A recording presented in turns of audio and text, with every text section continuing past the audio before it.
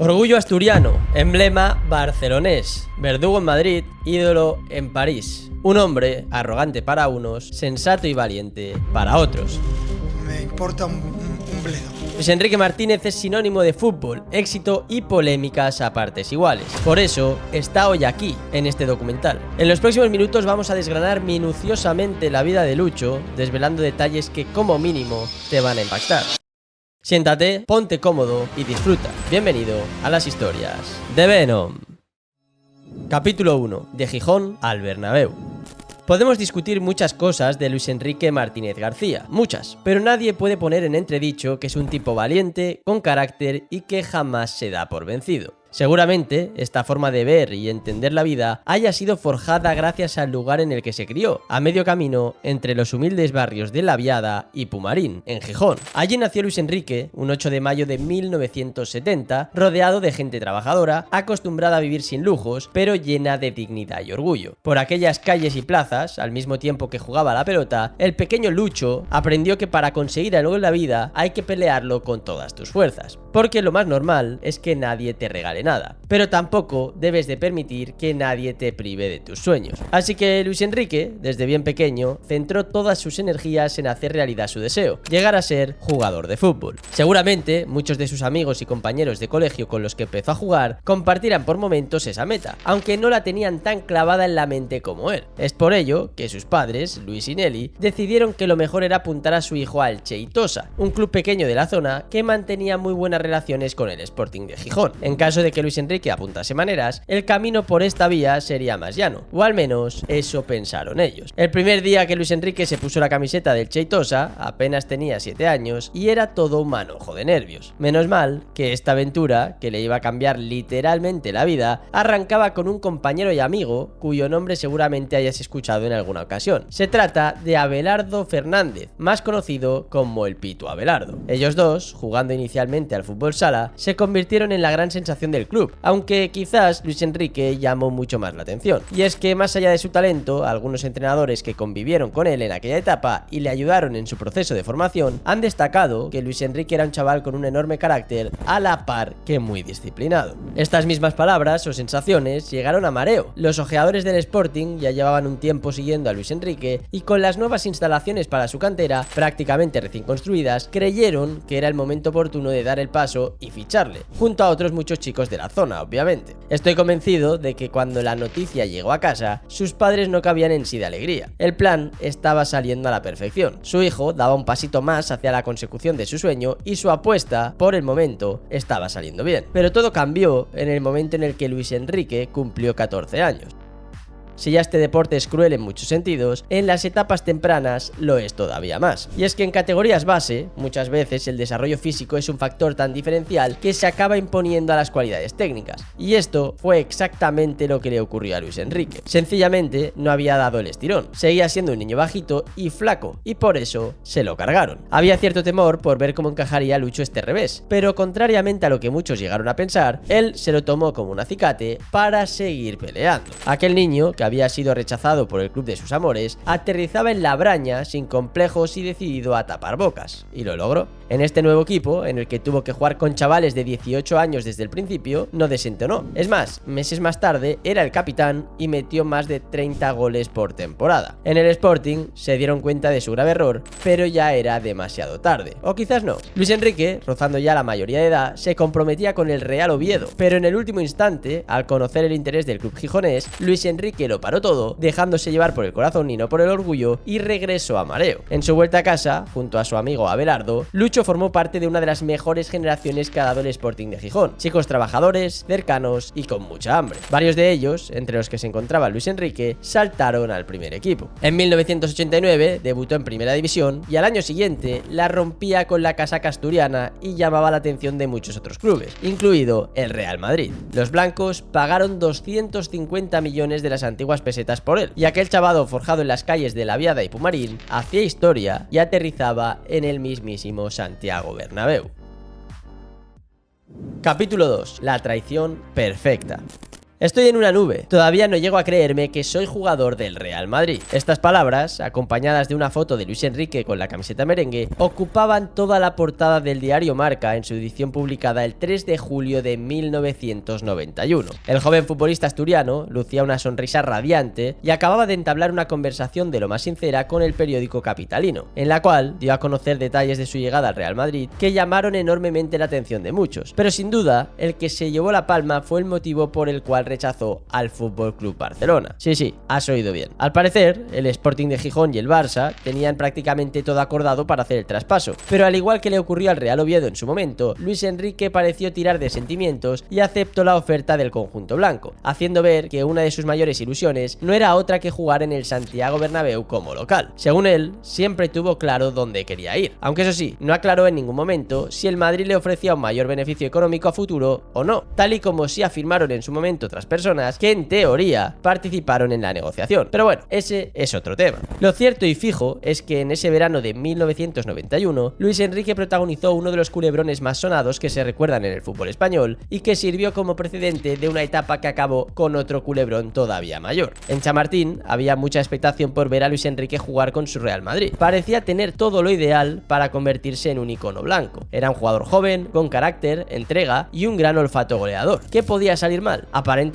nada. Pero luego, la realidad fue muy distinta. Pese a que llegó para ejercer en la punta del ataque, Luis Enrique terminó siendo preso de su gran polivalencia. Era ese futbolista que todo entrenador desea tener, lo que le llevó a tener que ir tapando ciertas carencias que había en el equipo y jugar en multitud de posiciones. Incluso, en esos primeros meses en el Real Madrid, llegó a jugar como lateral derecho. La sombra del Dream Team de Johan Cruyff era muy alargada y el equipo de la capital de España se vio inmerso en una profunda crisis deportiva que parecía no tener fin y que hizo que el baile de entrenadores en el banquillo del Bernabéu adquiriese un ritmo frenético. Primero fue Antich, luego Ben Hacker, a continuación Benito Floro y por último Jorge Valdano. Y mientras tanto, Luis Enrique deambulaba por el campo con más pena que gloria y dejando un rastro que decepcionó mucho a la afición blanca. Su situación cada vez era más crítica hasta que el propio Valdano supo darle con la tecla. Era la temporada 94-95 y el entrenador argentino trazó el plan perfecto para el joven talento asturiano. Lo ubicó en el centro del campo, obligándole a trabajar, sí, pero también permitiéndole acercarse al área rival. Este rol le sentó a Luis Enrique de maravilla. Fíjate hasta qué punto fue así, que completó la mejor temporada desde su llegada al equipo y dejó momentos muy buenos, como su foto icónica celebrando el cuarto gol de la goleada por 5-0 al Barça. Pero entre Luis Enrique y la grada seguía sin haber ese feeling especial que arma una comunión perfecta. Un sector importante de los aficionados del Real Madrid no veía al gijonés como un jugador merecedor de vestir tal camiseta. Y no era por falta de trabajo, no, sino más bien por su forma y su estilo de juego. Poco a poco, los silbidos en contra de Luis Enrique crecían y su presencia fuera, ya no solo del once titular, sino también de las rotaciones, empezaba a ser una constante. Jugadores como Raúl, Guti o Álvaro Benito le quitaban el puesto, y él, sabedor de que su contrato estaba próximo a expirar, avanzaba lo que era un secreto a voces: se iría del Real Madrid. Ni el adiós de Valdano, que provocó la llegada de Arsenio Iglesias y su regreso al once inicial, pudo parar los planes del futbolista. Ya no había vuelta atrás. Cruyff y el Barça habían llamado otra vez a su puerta, y ahora sí, Luis Enrique daba el sí quiero. El 28 de mayo, con la temporada aún sin finalizar, Luis Enrique y miembros del Barça se reúnen en un hotel e hicieron público lo que era un secreto a voces. Lucho se despedía del Real Madrid 5 años después para vestir los colores del eterno rival. Una vez acabada la temporada e instalado definitivamente en Barcelona, Luis Enrique no tuvo ningún miramiento y renegó de su más que reciente pasado madridista. Me veo en los cromos y no me reconozco de blanco. Cada frase de Luis Enrique se convertía en un dardo directo para la que fue su afición, aquella que le sirvió, se sintió traicionada y que luego tuvo que ver como su exfutbolista sí demostraba en el Camp Nou todo aquello que no plasmó sobre el césped del Santiago Bernabéu. Luis Enrique estuvo 8 temporadas en el Barça, convirtiéndose en un emblema de la entidad azulgrana, donde dejó sus mejores tardes de fútbol y firmó un total de 333 partidos y 115 goles. Para el barcelonismo, Luis Enrique era su gran capitán, el azote del Real Madrid. Por eso, cuando decidió colgar las botas en 2004, la ovación fue tremenda. De villano en Madrid a héroe en Barcelona. La carrera como futbolista de Luis Enrique había sido cuanto menos polémica. Capítulo 3. Emulando a Guardiola.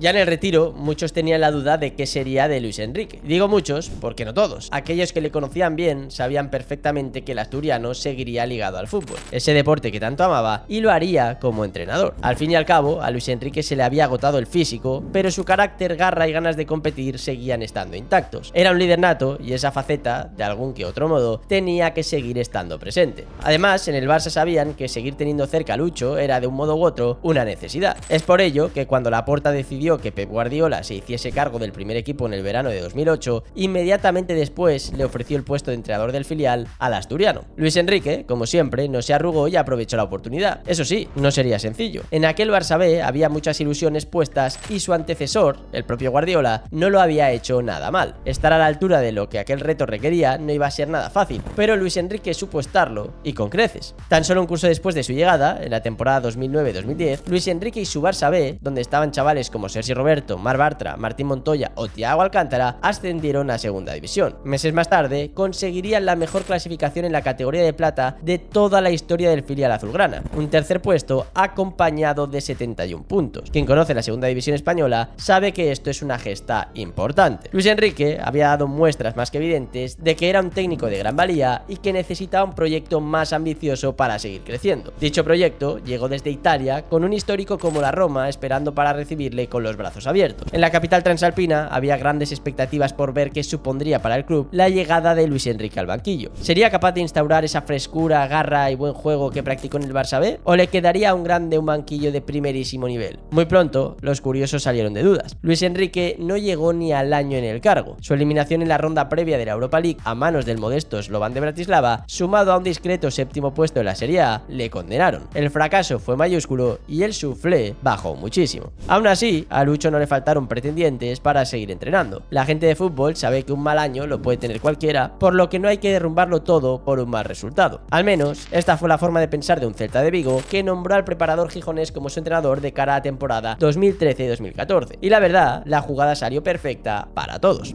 El Celta de Luis Enrique se convirtió en uno de los equipos revelación del curso. Aseguró de sobra su permanencia en primera división, firmando un noveno puesto que por momentos hizo pensar que incluso habría opciones de llegar a Europa. Pero lo mejor de aquel equipo celeste fue su juego. El Celta saltaba al césped con una idea clara y valiente, al más puro estilo Luis Enrique. Vigo hacía olvidar de un plumazo lo vivido en Roma y nuestro protagonista volvía a dar muestras más que evidentes de que era un técnico muy a tener en cuenta. Por eso, en el Barça volvieron a acudir a él. Era el año 2014 y el conjunto culé estaba atravesando un momento delicado. Guardiola hacía un tiempo que había dicho adiós y Tito Vilanova, por motivos de salud, tuvo que abandonar un proyecto al que llegó un Tata Martino que, pese a tener a Messi, Neymar, Luis Suárez y compañía, no logró asentarse y dejó al Barça a las puertas de una crisis que Luis Enrique se encargó de frenar. El asturiano entró en el club, su club, con el pie derecho. Es cierto que esa temporada 14-15 arrancó con dudas y con Luis Enrique teniendo encontronazos muy serios con pesos pesados del vestuario, incluyendo al propio Leo Messi, al que se le vio incluso en el banquillo. Todos los culés recordarán aquella famosa imagen de Leo Messi siendo suplente en Anoeta. Pero al final todo se recondujo y el Barça de Luis Enrique se convirtió en una auténtica pisonadora, con la MSN, el famoso tridente en ataque, dominando el fútbol mundial. El resultado, un triplete para la historia. En su primera temporada como entrenador del Barça, Luis Enrique conquistó Liga, Copa y Champions, emulando así a Pep Guardiola. Capítulo 4. El punto de inflexión.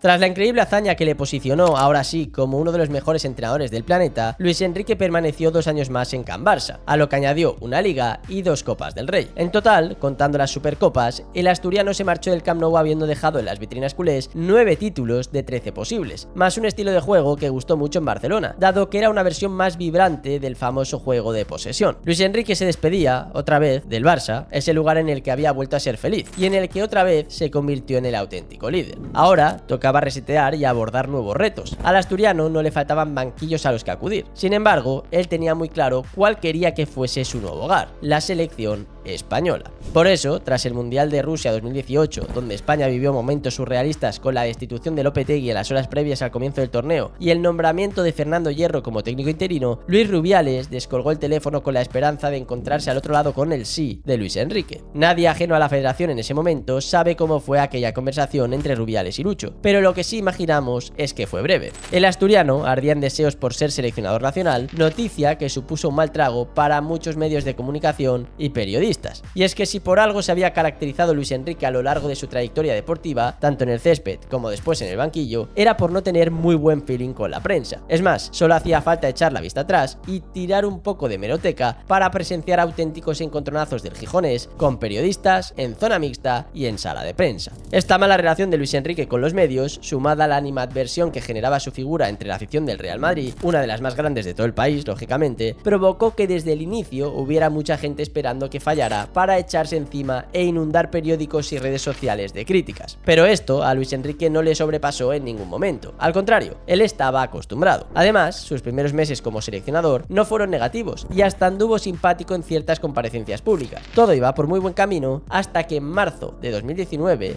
ocurrió lo peor. De forma inesperada, en plena concentración previa a un duelo ante Malta, Luis Enrique se ve obligado a regresar a España de urgencia. Robert Moreno, su segundo, se hacía a cargo del equipo. Nadie sabía muy bien qué estaba ocurriendo. ¿Por qué Luis Enrique se iba de la selección así de repente? Desde la Federación Española de Fútbol se insistía en un problema personal, pero no se daban más detalles. Finalmente, con el paso del tiempo, se conoció lo ocurrido. Su hija pequeña, Shana, sufría un osteosarcoma, que es un cáncer que afecta a los huesos. Fueron meses de una lucha incansable para la pequeña y toda la familia, los cuales terminaron de la peor forma posible. El 29 de agosto de 2019, el propio Luis Enrique anunciaba la muerte de Shana a los 9 años de edad. Fueron momentos realmente duros para el técnico asturiano, muy duros. Su vida acababa de sufrir un verdadero punto de inflexión. Y digo lo de verdadero porque esta vez no consistió en un cambio drástico a nivel profesional o algo por el estilo. No, en esta ocasión acababa de perder a una de las personas que más quería en este mundo. Sin embargo, ahí, en ese instante en el que peor lo estaba pasando, Luis Enrique volvió a dar muestras de su enorme fortaleza y de su fuerte mentalidad. Capítulo 5. Todo un país en contra. Tras protagonizar un auténtico culebrón con Robert Moreno, al que Luis Enrique trató prácticamente de traidor, dado que este no se tomó nada bien el hecho de tener que renunciar al puesto de seleccionador al que había accedido por el repentino adiós del que, en teoría, era su amigo y jefe, el asturiano logró volver al banquillo de España. En su segunda etapa al frente de la selección, Luis Enrique siguió sumando filias y fobias a partes iguales. Aunque eso sí, con el paso del tiempo, también fue ganando adeptos. Sobre todo cuando tuvo lugar la Eurocopa de 2020, celebrada en el verano de 2021 debido a la pandemia. En ese torneo, España fue de menos a más, muy de menos a más. Pasó apuros para sobreponerse a la fase de grupos, pero luego en las eliminatorias fue creciendo y creciendo. Luis Enrique armó una selección a su imagen y semejanza que se plantó en semifinales y que solo los penaltis evitaron que llegase a la gran final, posición que por juego merecía. Su verdugo fue Italia, equipo que a la postre se proclamaría campeón. Después de aquella Eurocopa, la imagen de Luis Enrique creció en popularidad, la verdad. Y más teniendo en cuenta que después clasificó a España para 2 finales consecutivas de la Nations League. En una de ellas, casi se carga a la todopoderosa Francia de Kylian Mbappé. Luis Enrique, por momentos, se reconciliaba con gran parte de la afición y también con un sector de la prensa. Pero solo con uno, porque hubo varios medios y periodistas, sobre todo aquellos más afines al Real Madrid, que seguían esperándole con el cuchillo entre los dientes y que salieron como locos de las trincheras cuando ocurrió el gran debacle en el Mundial de Qatar 2022. España llegaba con cierto optimismo a esa cita única, no solo por ser un mundial, sino por disputarse en Qatar y en invierno, algo jamás antes visto en la historia del fútbol. Las apuestas daban esperanzas a una selección española que goleaba en su primer partido por 7-0 a Costa Rica, con un juego prácticamente perfecto. Luis Enrique y varios de sus futbolistas más cuestionados, como Ferran Torres, que llegaba al mundial como novio de la hija del seleccionador, acaparaban flashes y portadas. Por momentos, todo eran elogios y no se hablaba de si Luis Enrique era un desagradable o no, o cuáles eran los motivos que le habían llevado a no convocar a Sergio Ramos, por ejemplo. Tampoco se hablaba del Twitch y de su faceta como streamer. Precisamente, esto último fue la gota que colmó el vaso de muchos medios de comunicación, que no entendían cómo Luis Enrique sí podía pasar una hora hablando de todo en un stream con aficionados, pero luego no quería sentarse de buen grado ante los periodistas para responder a sus preguntas. Pero como se le había goleado a Costa Rica de esa manera, todo esto que te acabo de comentar quedaba un poco en segundo plano. Eso sí, la calma duró muy poco. Frente a Alemania primero y sobre todo contra Japón después, con el que se perdió, España no ofreció la mejor imagen y las críticas empezaron a aflorar de nuevo, terminando de estallar tras la eliminación en manos de Marruecos en octavos de final y a los penaltis. Luis Enrique y su idea de juego, sumada a alguna que otra decisión polémica, como la de usar a Rodri como central, se convirtieron en el azote de la mayoría de la prensa. No había momento, durante los días posteriores a ese fatídico partido contra Marruecos, que no se crucificara a Luis Enrique en tertulias y artículos. Prácticamente, todo el país al unísono pedía su cabeza y la federación acabó asintiendo. Pese a que Luis Enrique parecía mostrar fuerzas para continuar en su puesto, Rubiales decidió destituirle, poniendo fin así a una de las etapas más convulsas de un Luis Enrique que volvía a ser el enemigo público número número 1, pero que conseguiría con el tiempo callar las bocas de todos sus detractores una vez más. Capítulo final: Rey de París.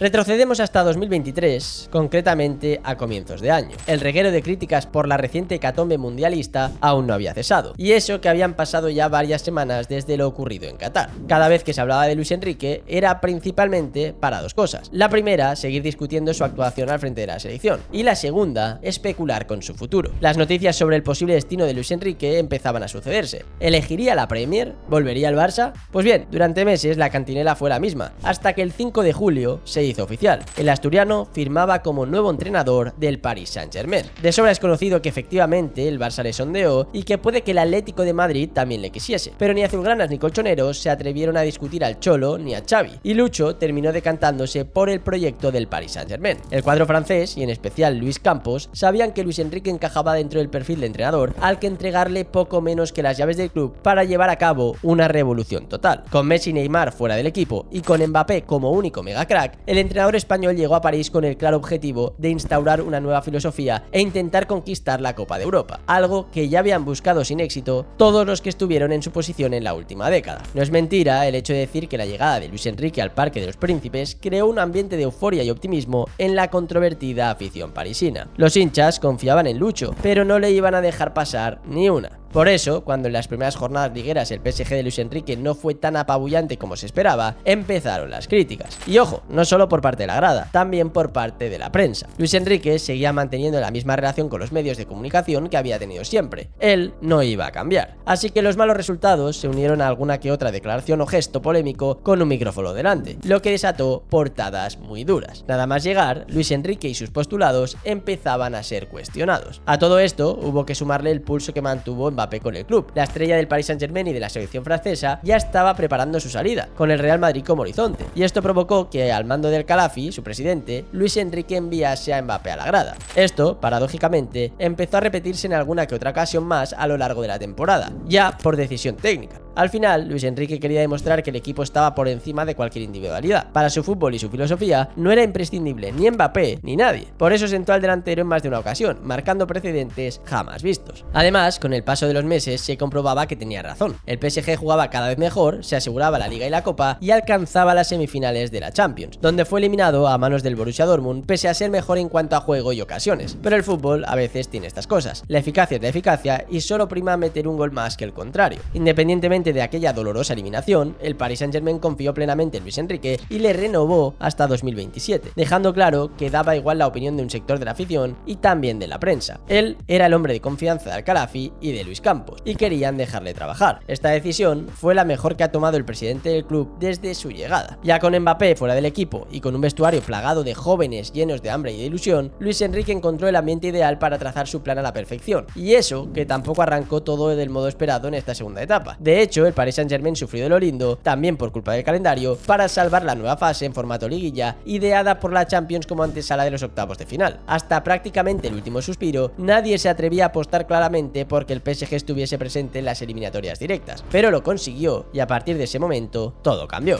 En octavos, Luis Enrique y los suyos se cargaron a uno de los grandes favoritos, el Liverpool. A continuación, hicieron lo propio con el Aston Villa de Unai Emery. Poco después, tumbaron a la revelación, el Arsenal de Arteta, y se plantaron en la gran final, donde esperaba el Inter de Milán. Los italianos llegaban eufóricos tras superar al Barça en una de las mejores eliminatorias a doble partido que se recuerdan en toda la historia de este deporte. Por juego, estaba claro que el favorito era el Paris Saint-Germain. Por competitividad e historia, lo era el Inter. Sin embargo, aquella noche del 31 de mayo de 2025 en Múnich, Luis Enrique culminó su gran obra. Los franceses atropellaron a la escuadra transalpina, anotando un 5-0 que se antojó hasta liviano y decoroso con el Inter de Milán, viendo cómo transcurrió el partido. El Paris Saint-Germain dio un auténtico recital de fútbol, dejando al mundo entero boquiabierto y proclamándose por primera vez en su historia campeón de Europa. Los elogios no paraban de llegar. Luis Enrique se acababa de convertir en el auténtico rey de París y todos los focos apuntaban hacia él. Al-Khelafi le catalogaba como el mejor entrenador del mundo y a Raja Hakimi, uno de los pesos pesados del vestuario, afirmaba que el asturiano había sido el hombre que verdaderamente había cambiado la historia del club. Una década después, con el momento más doloroso de su vida aún en la retina, porque Shana estuvo muy presente en aquel éxito europeo, Luis Enrique sellaba su segundo triplete como entrenador y provocaba que todos aquellos que tanto y tanto le habían criticado tuvieran que rendirse por un momento a sus pies. Esta es la historia real y completa de uno de los personajes más singulares que ha dado el fútbol, un tipo con cara de héroe y de villano que siempre va de frente y al que no le asustan los retos, siempre fiel a sus ideas y a aquellos que confían en él, del mismo modo que es duro con los que intentan tirarle por tierra. Espero que te haya gustado la historia de nuestro protagonista, de ese niño que soñó en grande en las humildes calles de Gijón, encontró en Barcelona su lugar y forjó en París su trono.